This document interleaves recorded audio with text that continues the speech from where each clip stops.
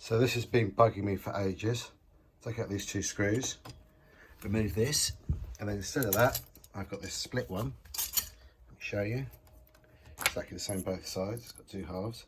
Now I'll put that in there instead, and then I'll show you when I put the door back together. Okay, next problem, as you can see, is just slightly wider than the door, so I'm going to chop a bit off it. But obviously it's got to end up in the middle. So now, I'll put this in here.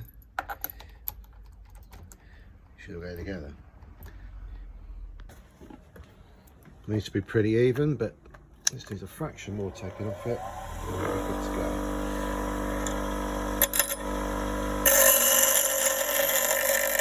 Right, so I've ground the end down so it fits. Okay, do the screws back up.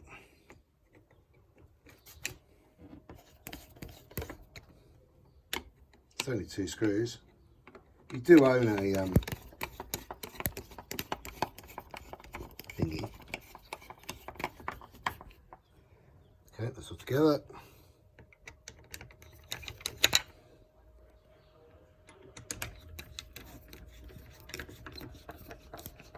So the question is, does it work? Yes, that side's good. This side does not open. So get the key, see if it works. So now we've replaced this with the split one. Can't be open from the outside. You have to turn the key, and then you can still lock it. So it's got the bar at the bottom. Take the key out, that works fine. You can unlock it. Let's go in it.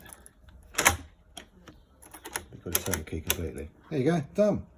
5-minute job, really easy. Would have been easier if the bar was the right length, so maybe check yours is the right length, then you don't have to try and kind of grind it down, because they need to be both fairly equal. Anyway,